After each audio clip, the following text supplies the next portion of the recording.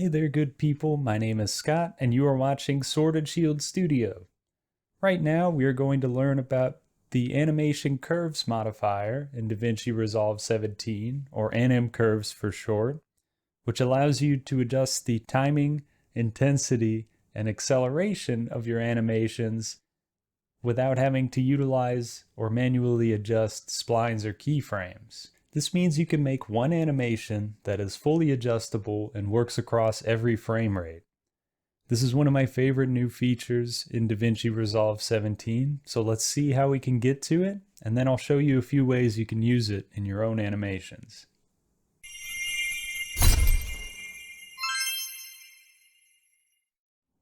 Okay, as an example, for this tutorial, I prepared a simple fusion composition with a blue background node masked with an ellipse here, laid over a black background node with a merge.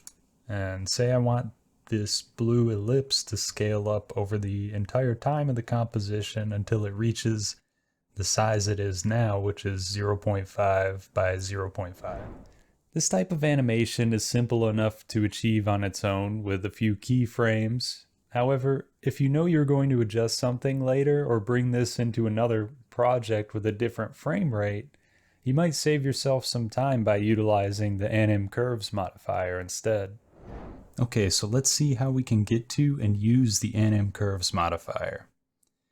Since we are modifying the scale of the ellipse mask for the blue background node, I will left-click the ellipse mask in my node tree to select it. I'll go up to the top right to my inspector, left-click to expand that. And I will right-click the keyframe icon to the right of my width value. And the drop-down, go to Modify With, and hit Anim Curves. And I will do the same thing with the height.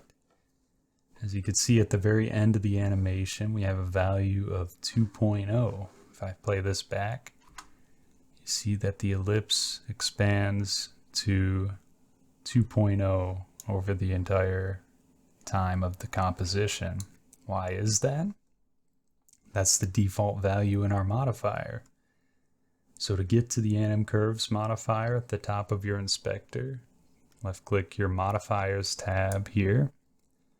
And you see we have Anim Curves for both width and height, which I will go ahead and pin by left-clicking the pin icon for both and double-click width to expand it.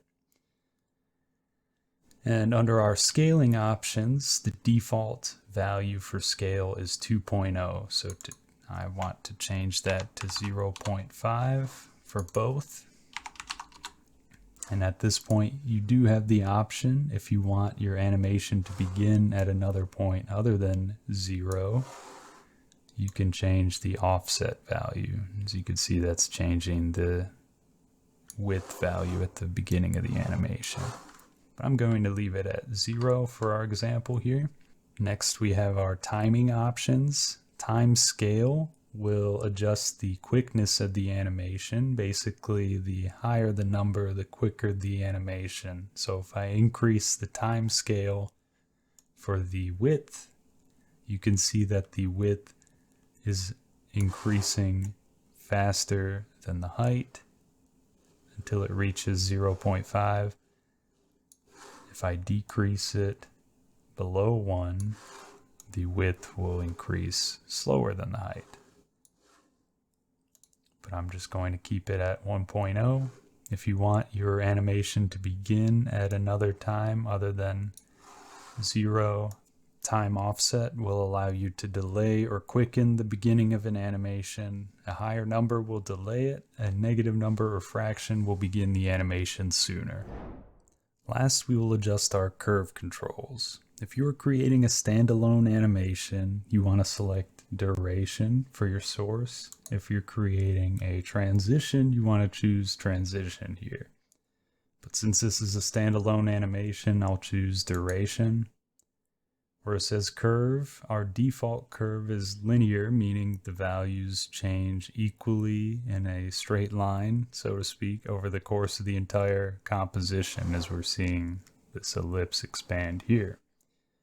If we want this to ease at a certain point, we can either create our own custom spline by choosing custom here, or choosing from a variety of preset easing options, which I will do here by selecting easing for both width and height. I'm just going to select a smooth sine wave curve for both of these values. As you can see, as the ellipse expands, it slows down in the beginning and end and kind of smooths out our transition. If we want to mirror our animation, we just have to select the mirror option for both width and height, and you can see at the very center of the composition is when the scale reaches its peak, and then it mirrors back to 0 towards the end. And we can invert this simply by checking the invert option, and it does the exact opposite. But I'm going to uncheck these so we can get our original concept of expanding the ellipse over the entire time of the composition here. Okay, good. So the ellipse does what we want it to do, and it did not take much effort. If we want, we can bring this composition into a timeline on the edit page, as I've done here, and adjust the clip. So right now, you see it expands to its full size over about 2.5 seconds.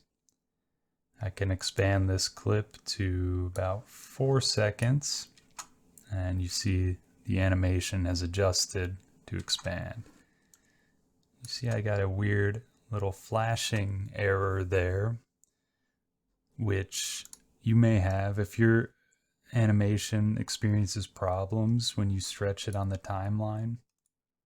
Simply open it in the Fusion page again, go into your ellipse node, uncheck and recheck solid, and go back to the edit page, and you can see it's been fixed. This is probably an early glitch with the Anim Curves modifier. If you know more about it, please let me know in the comments. Well, that does it for this tutorial. As you can see, the Anim Curves modifier is a very flexible way to animate if you know you're going to modify anything with your animation composition at a later time.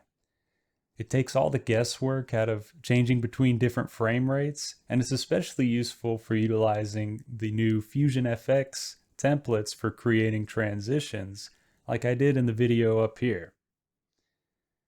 But that does it for me. As always, thank you for watching this video. I hope you found it helpful. If you did, please consider subscribing to the channel where I upload weekly DaVinci Resolve videos. Thanks for watching. I'll see you next time.